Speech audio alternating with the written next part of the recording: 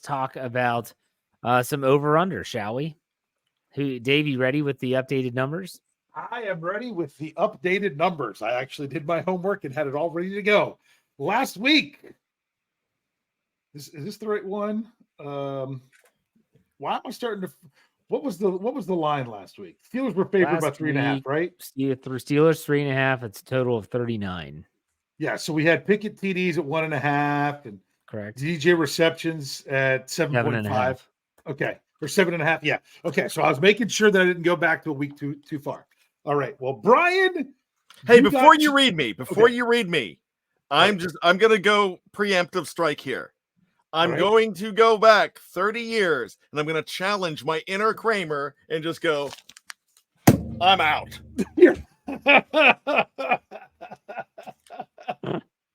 Brian, you did all right. You got 2 right. That still sucks. It's twice as good as Jeff. Yeah, Jeff only got 1. Jeff took all the overs, and the only over he got was on the Steelers rushing yards. When I took but unfortunately, Brian took that as the under. That was the only over of any of the stuff that we did. So Brian got 2, I got 2, Jeff got 1. That means Brian's at 16, Jeff's at 19, and I'm at 22. There you go. Still within striking distance. Yep. So let's go ahead. We have 5. Stayed away from a lot of the individual stuff today. Went with, obviously, Kenny Pickett's going to have a number, but mostly team stuff. So you all ready for this? Let's roll. All right. Kenny Pickett total yards. Okay.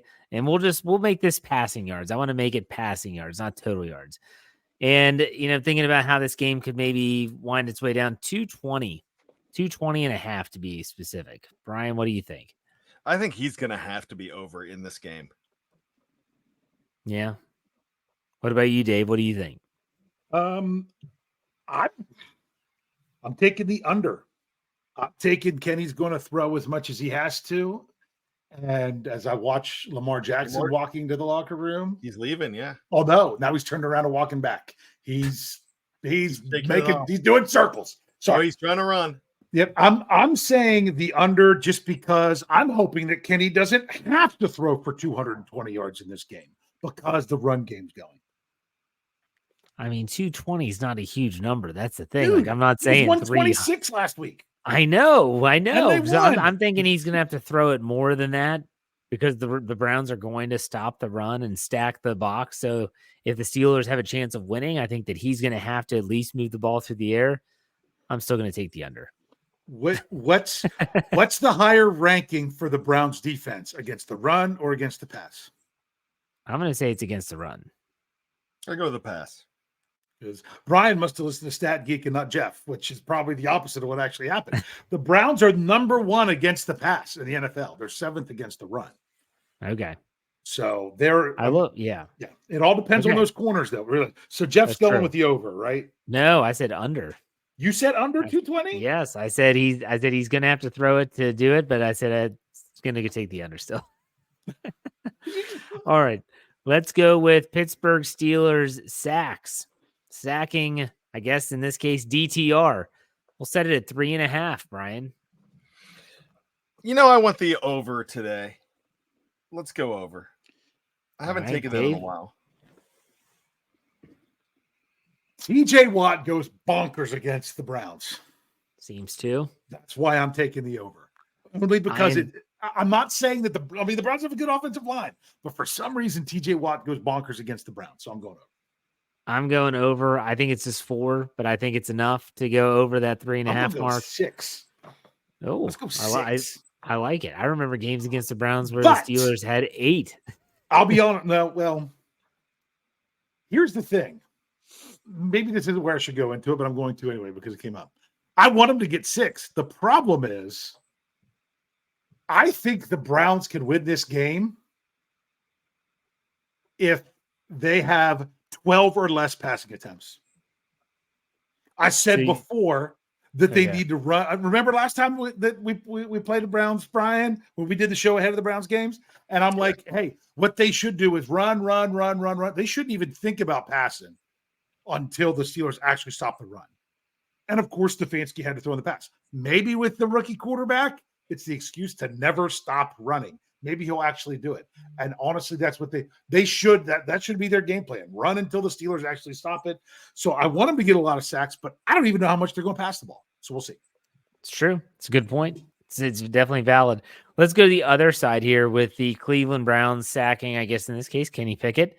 Let's set that line at the same line, 3.5. Brian, what do you think? I'm going to go with the under on this one. 3. Two in a row with Brian and I agreeing. I'm going with the under as well, just because the Steelers have game planned. The Steelers try to do to the Browns what other teams like the Packers and like the Texans and all them, what they try to do against the Steelers, and that is get the ball out quick or things of that nature, so they can't kill you with the. And he missed it from 53. So they can't kill you with sacking the quarterback bunch. Okay, I'm going to go under as well. Yeah. The Steelers just have done a good job in pass protection the last few weeks. I think they've only surrendered 1 sack the last 2 games. So I think that trend continues. I think Kenny Pickett's going to have a sack or 2, but I don't think it's going to be huge. I'll take the under. How about Pittsburgh Steelers takeaways? Defensive takeaways. We'll set that line at 1.5, Brian. I want to go over on this. Man, I'm getting a little too You're getting overzealous. Excited over. Yeah, I really am. Optimistic. There's all kinds of O's here. Yeah, but let's just go ahead and say over. Lamar is jogging onto the field into the huddle. Yeah, he's been cleared. He's good. Yeah. So if we're going to do this as a watch party, we got to say that too. I get Brian, it. you're a little bit frustrating because I write down my pick before you say yours, and now we've agreed 3 times in a row. I'm going over as well. The Steelers for the season are averaging 2 takeaways a game, and they're playing a rookie quarterback. They're only going to have 1. I'm taking the under. If he's not going to throw the ball a lot, then you're going to have to rely on fumbles, and I think that's a lot less likely. So I'll take the under. I hope I'm wrong, but I'll take the under. Let's go with Pittsburgh Steelers team rushing yards, and I have this line as a team set at 105.5.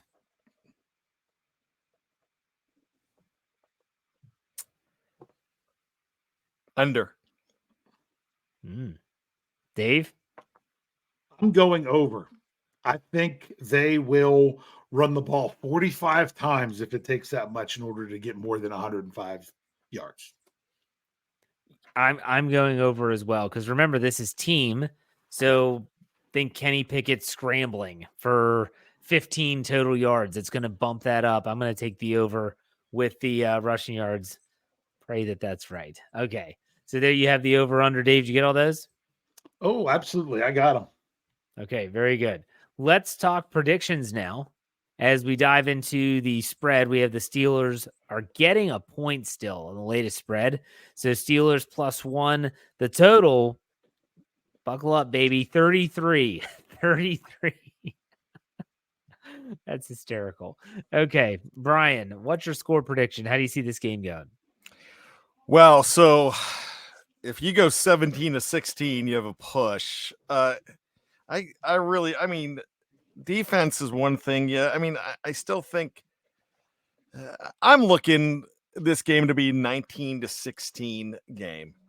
So I'm gonna have to go with the over here, just barely. But if we're gonna go with the over, I'm still gonna go with the Steelers this week. I've got this feeling. I don't think they're gonna go for Ohio. I don't think they're gonna go 2-0 in Ohio. But I'm going to go with the win this week. So what did you say for that score again? 19-16 is what you said? Yes. Yeah. Okay. Well, I was talking to one Brian Anthony Davis on the phone yesterday and told him, I said, you know what? I could see the Browns rallying. But there's something about this game, and, you know, as the week goes on, how you think one way or the other. And I said this to Brian, and I still believe this. If it's a close game, I think the Steelers find a way to win. This would be the first time in a long time that the Steelers would have a close game if they don't win. So it just seems like that's the way they're built, that they can come through. Now, if you're going up against the number one pass defense in the league and you got to do it at the end, that could be one thing that gets you down. But I said if the Browns go to win, I think they win in a blowout. And then with them choosing who they went to at quarterback, I don't see it being a blowout. I could see the Browns not scoring a touchdown again, but they have a really good running game. So I think maybe they can find the touchdown zone there. But because of everything, the Steelers, how they are against rookie quarterbacks, or at least they had been until they had to face CJ Stroud. But anyway, everything kind of up in the air in Cleveland. I am concerned about Minkah Fitzpatrick. I am concerned about the Steelers' coverage ability of their inside linebackers, because I was going to point out, people were like, oh, Mark Robinson, let's get him back out there. Remember last year, Mark Robinson in week 17 played a ton against the Ravens. Then they came out against the Browns, and what did the Browns do? As soon as they saw him on the field, they went at him. They changed to a pass to go after him. So that could have been dangerous. But that was Deshaun Watson. I don't know that they're going to do that with the rookie quarterback. So therefore, I think this is actually play. I was all week, I was saying, I'm going to go with the Browns because the Steelers are going to need at least a game to figure out what's going on at inside linebacker. They're going to need at least a game. But if what you really have is more run stoppers, this is the game to actually have those guys out there. So that's why I actually changed my mind, and I'm going with the Steelers with the push in the over-under 20-13. Okay. All right. My prediction, I think the Steelers, this is going to be, I'm actually taking the under. I think the Steelers win this game. It's going to be boring. It's going to be a slugfest, whatever you want to call it. But it's going to be a defensive game, and that's what we all expect. I've got the Steelers making enough plays, 17-13. I've got the Steelers winning 17-13. I do have a question as a quick follow-up before we get to trivia. Do you think this Steelers team has a comfortable win at any point this season, Brian? Yeah, I actually think they do. It might have to be against New England. Either New England plays some teams tight, but I would probably say New England or Arizona. So that December 3rd, December 7th game, possible if that remains a December 7th game. I don't know if I know they can flex Thursday nights, but they're probably they're inside the window already that they had. Yeah, to they are. Okay, that changed. Yeah, so that is going to that one's going to happen then. So it would probably have to be one of those games there. It could even be the Colts game. But I could see all those games going close. I think it's going to happen at least once. They probably need one game where they go a little nuts. Yeah,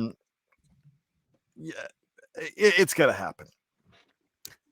Dave, do you think there's going to be a game where we don't have a heart attack and the Steelers actually take care of a team? Yeah, I think it's going to be against the Green Bay Packers. Oh, wait, that didn't happen. So I'm going no. I'm starting to lean that way and thinking maybe they just don't have it in them to put a team away. Once they get the lead, they decide all they want to do is take care of the ball, not turn it over, unless they're running the ball just right down someone's throat. Because if they get a lead, they'll continue to do that, and they would have to score like 4 rushing touchdowns in a game. Yeah. You almost described Green Bay. Yeah. All right. I got a bonus over under for you guys. Sure. Like it. Okay, hold on. No, we're going to count it. Say we count That's up to you guys. We got to count it. Okay, we'll count it. If both of these teams could maybe be leaning on the run, do you think we're going to have a lot of long possessions and have it be fewer possessions per team? I'm going to put the number of total drives, not counting ones where it was just a kneel down. Those don't count. If a play is snapped, it's not a kneel down. It counts as a drive. I'm going to put that number at total between both teams at 15. We'll say 14 and a half. Sorry. I got to put the hook out there for you. Total number of drives. You're combining both teams' total number. Yeah. What is a normal number? I got last week against the Packers. The total number was 21. So you're saying 15? Is that the number you gave? Well, I said 14. Let's go 15 and a half. I went the wrong way with the hook. Okay. I'm gonna go over. Mm-hmm. I'm feeling over myself. Yeah. Well, see, that's why we weren't going to bother to do this one. I think it could be over, but barely. I think that's right around what it's going to be. The only thing that's going to change it is if both teams have a ton of 3-and-outs, or if there's a lot of turnovers. Other than that, I think it's going to be a low possession game. And that's why it could be low scoring, is it might, points per drive might not be terrible. There just might be less drives. That's true. That's true. All right. Brian, did you figure out trivia? I know you didn't have I do have trivia. I have actually 2 questions, and they're both going to be somewhat Jeff Hartman friendly. So here we go. The first one. The Steelers and the Browns shared many a quarterback. Of course, they shared Mike Tomczak, Josh Dobbs. There's other players in there, Len Dawson, and of Bruce course, Gradkowski, and Jeff's all-time favorite, Dick Shiner. Dick Shiner. Here's the question. Where did Dick Shiner go to college, Jeff? Shoot. Was it in Ohio school? It was not. No. I don't know this. Close to home, baby. Did he go to West Virginia? No, he did not. Oh. University of Maryland. He was a Terp. Oh, he's a Terrapin. Yeah, I asked you this one before. You did? Yeah. Or either Bad did. I remember. Maybe we didn't do it on the show. Maybe we didn't. But I remember that. Dick Shiner in Maryland coming up before. I didn't know Dickie was a turtle. Yeah. He was a slow. Okay. So let's go ahead and talk, common Browns and Steelers. And we're going to combine. We're going to go my typical 80s way that I like to do, but we're going to also do the 2010s. So, number 1 picks in the 1980s. The Steelers had 2 number 1 picks. And in fact, this was in consecutive years that ended up on the Browns. In the 80s. Pardon me? In the 80s. In the 80s. In the 2010s, the Browns had 2 number 1 picks that ended up on the Steelers. I know that one. I got that one. Okay, we'll let Jeff do it then. 2010. So I'll give Jeff the chance to do the 2010s. They were Browns first round picks that ended up on the Steelers. Yes. So like Joe Hayden. Yep. Is there another one you said? Yep. Yeah, they had to be back to back.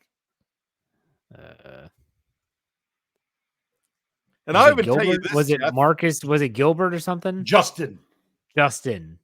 Yep. And I remember it was cut down day when they made that trade. And Jeff and I, this was early on in our playground. Relationship. We were at the playground and our kids were playing and we're like, oh, Justin Gilbert. Yeah. Yes. I remember that. We've got a star now, baby. Justin Gilbert. Let's talk about the 80s, though. 2 number 1 picks and 2 high number 1 picks. One was 15 and one was 8 or 9. I think 9. And they were back to back? Yes. Okay. I think I know one of them. I think I know one. Because you said 86? 85 and 86. Okay. So 86 is the one I thought I knew was Renstra. Yes. Who was the number 1 pick in 85? He was out of Wisconsin. It was not TJ Watt. But it was someone it was a defender. Defensive tackle. They didn't draft anyone good in 85. Nope. That's the year that they wait a second. Didn't they also didn't they draft the punter in 85? First round? No. No. But they drafted a punter that they kept around for maybe a while. Harry Newsome. Maybe they drafted Harry Newsome. Yeah. Yes, that was in 85. 1985 was the year that they were trying to draft Jerry Rice in this position, and the Jets and 49ers made a trade. But that screwed them. But instead, they got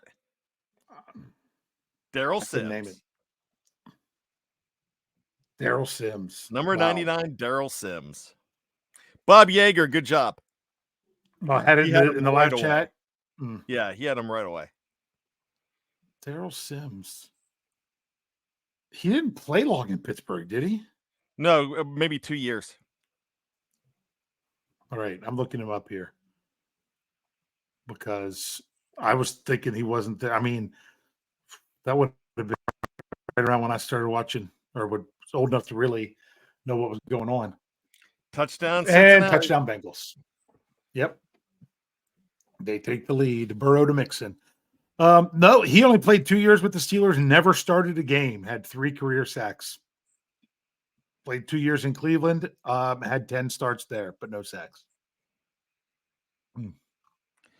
Chuck Noll kept on looking for that next Joe Green and never found him. Yep. Gabe Rivera, nope, didn't work. Then Sims, I forgot about him. Gabe Rivera, the thing about Gabe Rivera might have worked. We'll never know. Yeah. He had a good start to his career. Yep. That's just sad. Sad story. Yep. All right, Dave, what about you? Okay, here we go. You listen to Stat Geek or even read my article. Oh, did Burrow hurt his hand? He's got 10 days to recover. Sorry. If you or even read the article that I had on SteelCurtainNetwork.com today, it was talking about Steelers' success getting a lot of passing yards versus Steelers' success getting a lot of rushing yards. And the Steelers actually have a better record when they have low passing yards. And the Steelers have a crazy good record when they have a lot of rushing yards. So much so, since 2015, the Pittsburgh Steelers are 23-1-1 when they rush for at least 150 yards. The only 2 games that they didn't win was the tie in Cleveland and the Scobie debacle. So I was looking at those kind of games, and the Steelers now have gone over 150 yards for the last 2 games. So I thought, maybe I could look and see when's the last time they went over 150 rushing yards 2 games in a row. Yeah, the answer to that was last year.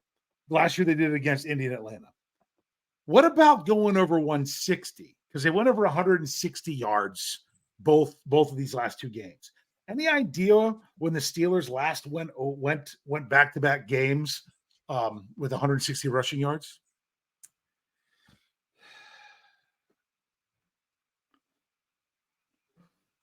I'll give you a hint. I was at one of the games. Okay, I'm gonna say when Le'Veon Bell was going crazy. I'm gonna say it was in the Le'Veon Bell days, and I would probably think if that's the case, the Buffalo game when he set the record. So was that 2016? So I'll say 2016. And Jeff's probably going to agree with that. Yeah, sure. He doesn't know. You've got the year correct, but not the games. Okay. Because the first game where they rushed for 179 yards, I was at that game. It was cold. And Bud Dupree killed Matt Moore. And then the next week, they didn't even score a touchdown.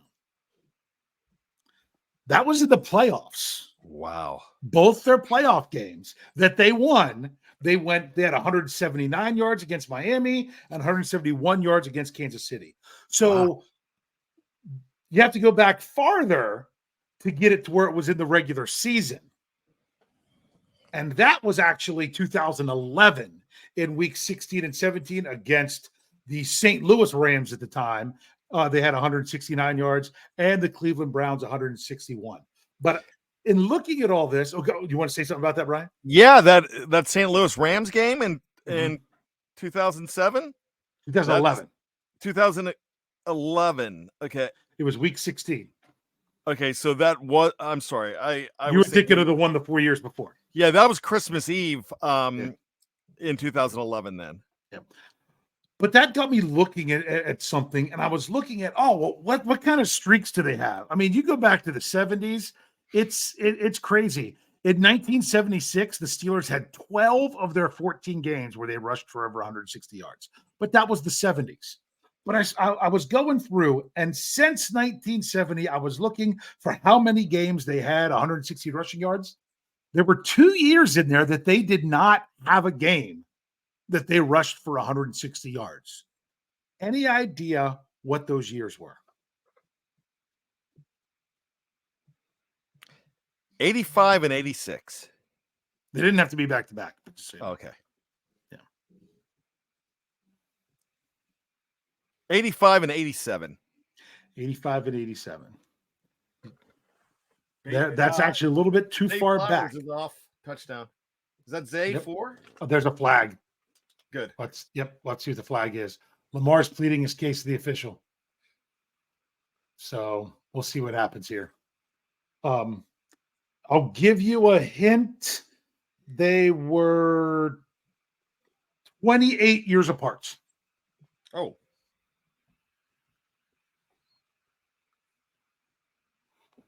Yep, it's against the Ravens. What'd they call it? Harbaugh's got his Wang face out there. Yeah, but I just saw them. Wang face. They're calling offensive pass interference, aren't they? Well, yeah, Becky came out there. Did he actually start blocking him before he caught the ball? I don't know about that one. He came out like he was going to, but I don't know that he touched him before the ball got there. That's a tough call.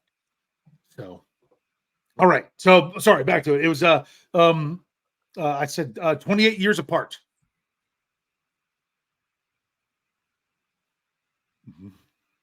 I have no idea. Why don't you just tell us what it is? One of them is very recent. One of them is very recent. What year recently do you think the Steelers wouldn't have had a 160-yard rushing game? Joe Burrow's hand's messed up. Yeah, he's going to the locker room. We're kind of focusing on that a little bit. Yeah, because you know what that reminded me of? The Steelers. Do you know what that reminded me of? It reminded me of when Ben ripped up his elbow. Yeah. How he was flexing his hand. Like you can tell like there's something not right. Yeah. 10 days might not fix that, Dave. That depending on what it is, yeah. I didn't expect him to go to the locker room. That's different. He was trying to grip the football. Oh, that's elbow. The way he came through, I would say, look at that.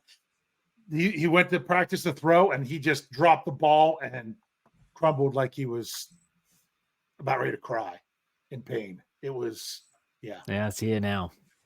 Well, I'm telling you, man, that looks a lot like what happened with Ben. Yeah. I honestly don't even care about the trivia anymore. What year in the last 5 years do you think was the Steelers worst at rushing the ball? In the last 5 years, I would have gone back to like further than that, the Jonathan Dwyer years. Like that era was awful running the ball. It was actually 5 years. 2019. No Ben. That makes sense. Yeah. Oh yeah. They had 159 in one game. Was that Jimmy Connor? Yeah. And then in 1991, they only had 152. Jimmy Connor. Y'all forgot I called him Jimmy back in the day. Back in the day. So I'm just ready to talk about the game that's on TV. This is. I'm so sick of the Kelsey brothers. Good Lord. What with commercials? They're all over the place. All right. While there's a commercial, let's Jeff do Jeff's. Let's have Jeff's trivia. Ready? Oh, Jeff has trivia? I do. Oh yeah, I do. One of my favorite memories of Steelers Browns is probably the incredible comeback in the wild card round at Heinz Field, but that was capped off with a Chris Fumatuma Fala draw to win the game. You all remember this, correct? Yo, yep. Wait. Okay, so the question is there's two. It's a two-parter. The first question, which should be easy, is who's the quarterback of the Browns that absolutely carved up the Steelers in that game? Kelly Holcomb. Threw for over 400 yards, I believe. Yeah. And then who was the wide receiver that dropped what would have been a game-sealing reception and allowed the Steelers to come back? Do you remember his name? I believe it was Derek Alexander. It was not. Really? You got the first Dennis initial- Northcutt. There it is. Dennis Northcutt had this ball. I mean, Dennis Northcutt had been carving up the Steelers as well. And they were just annihilating the Steelers. Like the Steelers could do nothing defensively against them. It was And then Hank he comes up- Poteet that was getting I think Dwayne Washington wasn't much better. yeah, Hank was getting ripped up. That's where number 1 pick, Chad Scott got hurt. Yeah. And they really missed him. Go back and watch that play. And Kelly Holcomb throws a beautiful pass. It's like a little out route, and it just right through his hands. Right through his hands. Oh my gosh. And that's what it allowed the Steelers to come back. If he makes that catch, that's it. Browns win, move on. Very young Heinz Field.